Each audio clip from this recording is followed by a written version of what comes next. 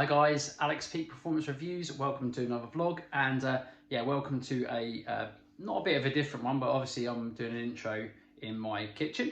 But I've basically got two videos coming up for you that I feel that are really important, and I'm going to do them in quick succession. And basically, let me explain why I'm doing them first and foremost. Okay, so two videos coming up. I have a press car coming, and I want your thoughts and opinions and questions in the comment section. So hit us up and let us know what you want us to do with the new car that we're getting as a press car. The new car we're getting as a press car, you probably would have seen from the title at the end of the day, is the new FK8. And yeah, I get the chance to drive the new FK8, and I get to drive it, and I get to have a press car for 1 full week.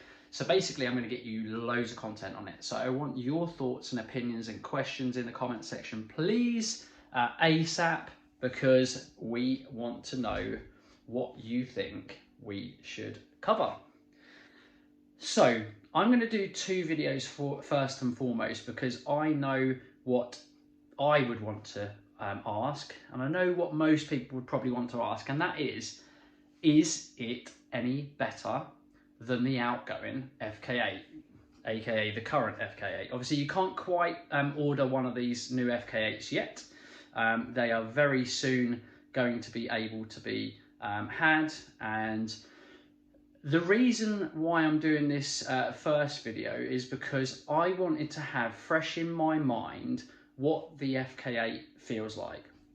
I obviously done a full review, check that out at the top right hand corner now, some time ago, and if you watched it and you remember my video, I said that the FK8 was the best hot hatch out there. I still believe to this day there's not anything that's bettered it yet. Obviously there's the trophy, the McGann Trophy R, which is the full-blooded caged £75,000 carbon ceramic braked, carbon fibre wheeled, you know, mental car at £75,000.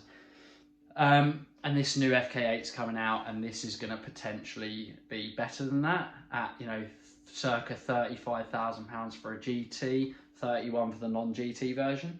So yeah, if you're in the market for one, go get yourself a test drive the moment you can, or safe in the knowledge that I have driven one, and I've driven both nearly back to back. Let me give you my thoughts on what the cars feel like.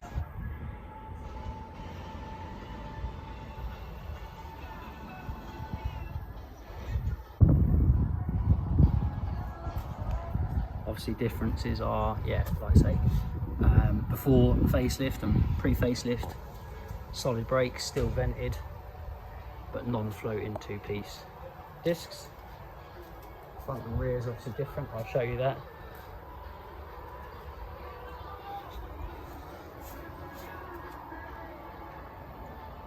Yeah, let's get driving it. So yeah, obviously we've flipped over, and depending on what video this is you're watching now, I'm driving now, so it's my go to kind of see what this car feels like after not driving it for quite some time. I feel like I need to, because obviously in a week's time I have a Honda press car. I've been out in, like I say, been out in this car, and I've tried to get like some quantifiable specs or some specs on paper to let you know how this car feels. And so yeah, we've I say not necessarily tested this car for draggy times, but we have already done a draggy time 0 to 60 on this model type car. I will obviously be giving it some a good old throw around on the road to give you my butt dyno feel, I always say, just to let you know what I actually genuinely feel about how the car feels. So yeah, it's my first time driving in a while. Oh god, that car it's just unbelievable. It is, you know, I said it before when I remember driving this for the first time, and sorry for the drone because obviously I'm leaving it in gear. I am on R+ mode. I'm not going to go through the other modes because I've done that in my other video. I know how soft and comfortable this car can be, and I've told you about all the other stuff in my full review, and if you haven't watched it, go to the top right hand side and you can watch my full review. But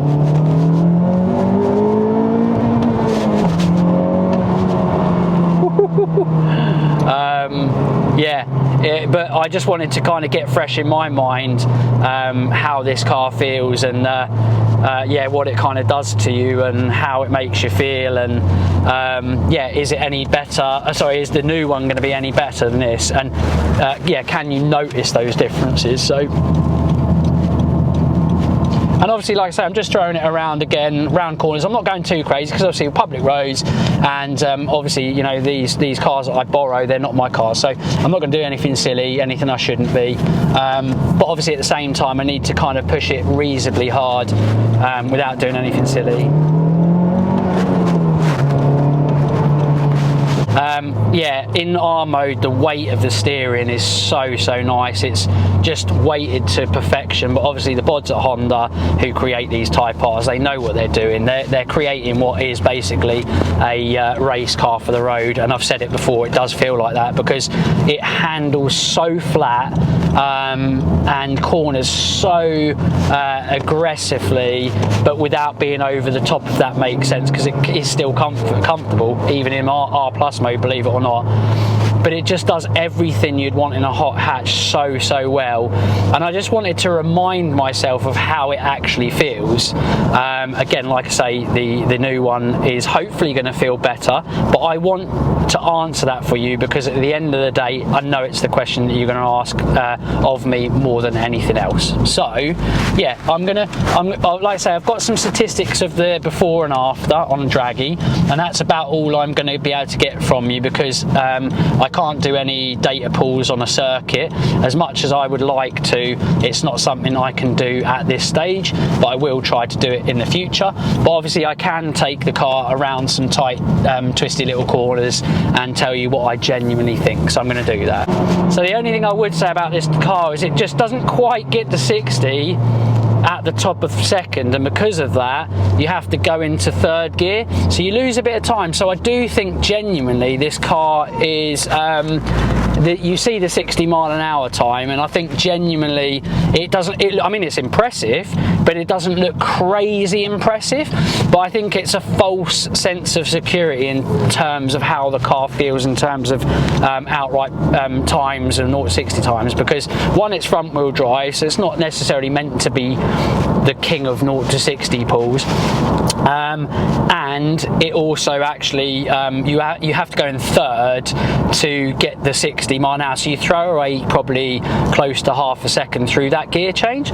So I reckon if you didn't have to go into third gear and they could up the revs in that gear, you'd probably be very close to a low 5 second 0 to 60, or even if you could get traction somewhere around the 4 second mark.